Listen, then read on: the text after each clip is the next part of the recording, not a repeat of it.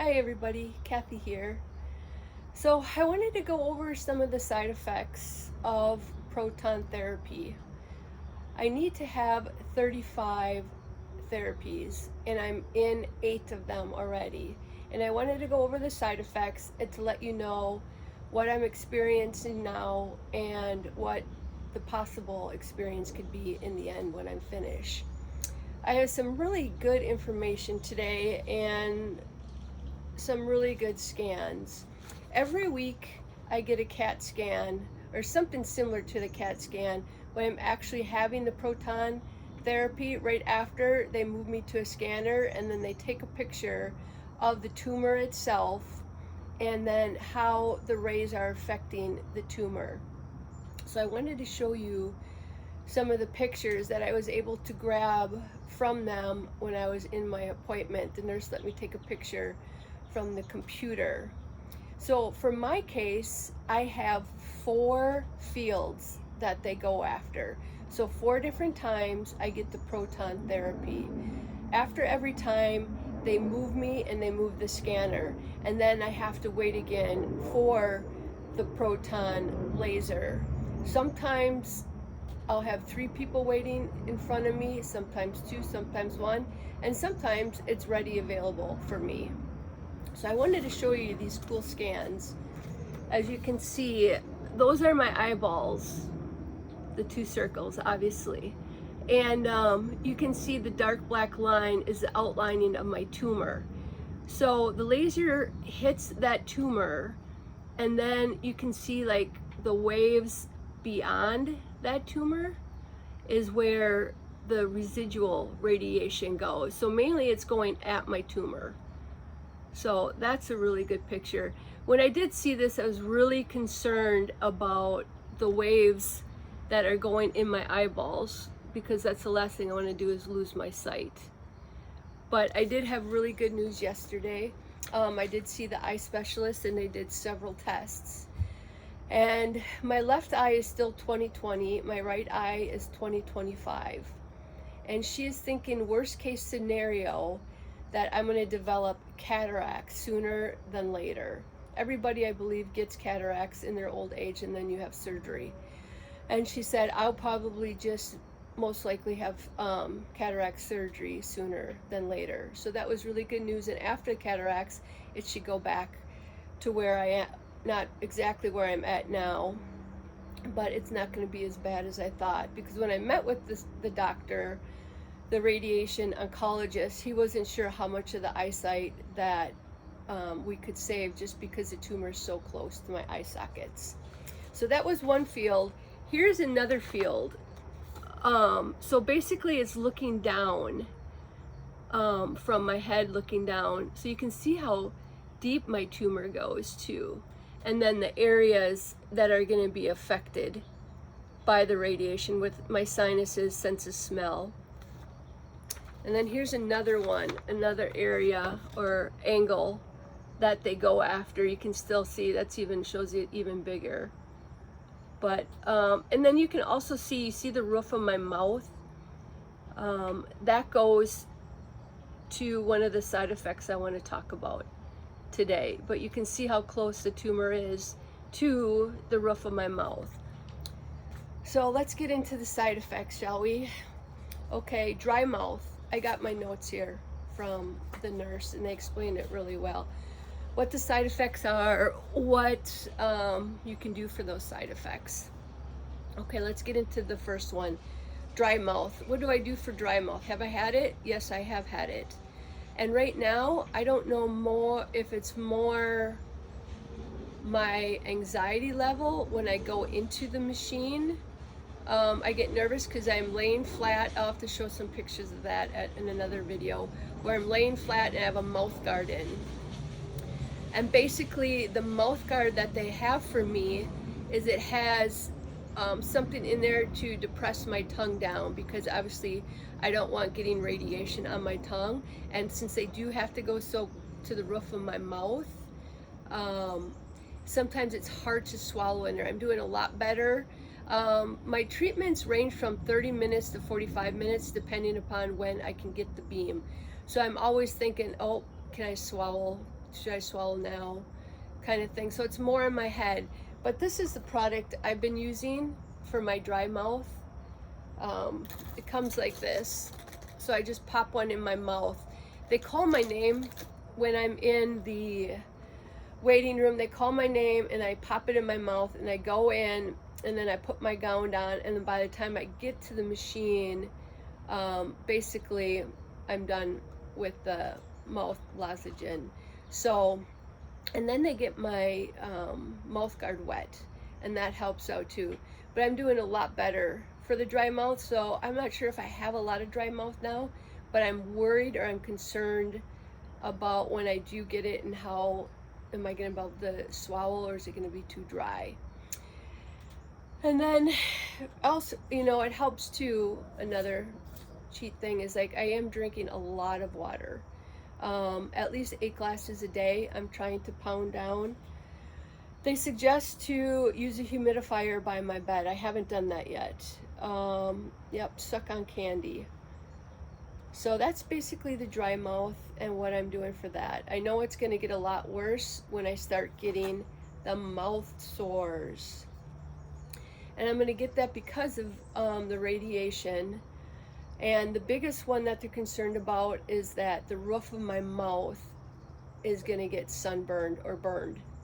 And then along with the mouth sores is, how am I going to be able to eat? What food is going to be good for me to eat? And they have a list here that they're suggesting: ice cream, sauces, gravies, milkshakes, casseroles, soups, cooked cereals, pudding, mashed potatoes. Yeah, I can do mashed potatoes. Scrambled eggs. And then there's going to be some breakfast drinks, some of those protein drinks I will be drinking in the end. Right now, I do not have any mouth sores. I can feel maybe some on my gums that are coming, and I'm not sure if it's because of the mouth guard rubbing on my gums, but they're not sores yet.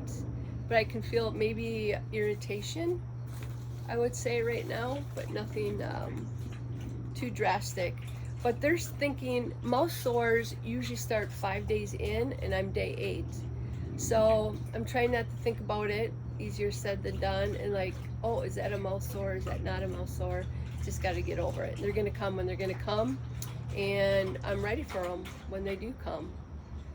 All right, so we did dry mouth and mouth sores. Okay, we can talk about hair loss. Oh my goodness. I think one of my caregivers is going to come up and say hi. Let's see. Sophie, you want to come up and say hi? Just for a minute. Here, you can come up. Do you want to be on video? No, maybe not. Well, if she comes up, she comes up and we can meet her. Okay, hair loss. Yes, my hair is completely gone. Not from the radiation, I don't think, at this point. I think it's more from the chemotherapy. I had cisplatin and etoposide, and both of those have extreme hair loss. Now, remember, let's go back to one of the scan pictures. This one here. You see how it's close to my eyes. So I am going to lose my eyelashes. I can see, and you can see the redness in my eyes there and there. So I'm going to lose my eyelashes, and then they said I could lose some of my eyebrows in the area where the radiation. My girlfriend, who's a esthetician, I don't think I said that right. My mouth is kind of getting dry right now, but she said there's a product called Lily Lash, and that we're going to use after, and she said some of her clients has had really good luck. I do feel dry eyes, a little bit of dry eye, but not too bad where I need the eye drops, but I'm going to actually go buy some today. Some eye drops, and then the eye doctor yesterday said just keep it by my bedside right now and do morning and night. Even if I'm not feeling it so much, it's just good to be lubricated. All right, so we did the hair loss. Okay, skin changes. This is going to be a big one too. So when I get the proton therapy, and then obviously the location, you know, on the sides of my face by my nose. When I originally first get out, my face is very red. and that will eventually get very red, could blister. And what I'm doing for that is I'm using the Aquaphor. I use it twice a day, sometimes 3 a day. I have them by my bedside. I have a couple actually in the bathrooms at my house and stuff like that. And I keep putting that on, and that seems to help. So like I said, it's going to be dry, red, itchy. If it gets too bad, they said that I can use 1% hydrocortisone cream. Not there yet. Like again, day 8 out of 35. And then I should be using sunscreen when outside, wearing hats, so when I walk my dogs and things like that, I have my hat on, I have my sunscreen on, of course, my sunglasses I have on. Okay, so we went through that. We did the eye inflammation. Okay, I guess we can talk about that more, about the eye inflammation and what I can see after when I talked about the cataracts. Is that my eyes will start getting blurry, and then that's when I'll know to call and then to get in to check for if I need to do the cataract surgery sooner than later. So that's what I have. Hopefully that wasn't too long a video, but I wanted to touch base.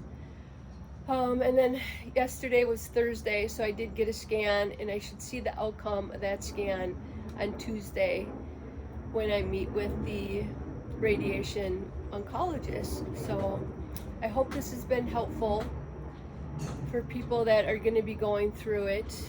And I'm doing well.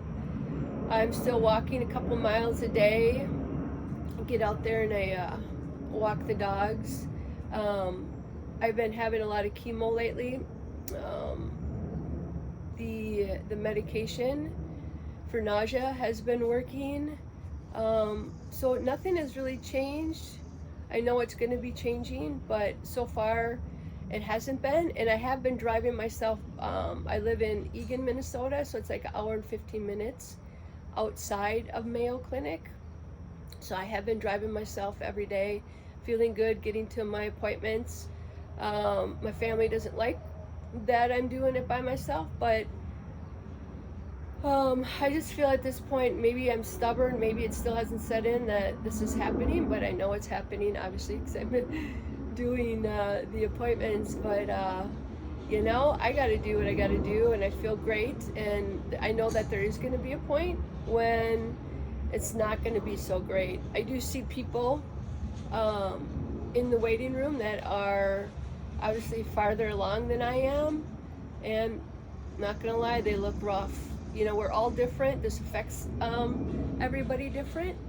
So I'm excited to get to September 9th. That's my last day of treatment, and to be completed with the process, and so I don't have to keep playing in my head, am I going to be that bad or not that bad, or how are things going to play out, because I'll know by then. So anyhow, well, thanks for letting me ramble there at the end, but take care everybody, and I'll see you on the next video.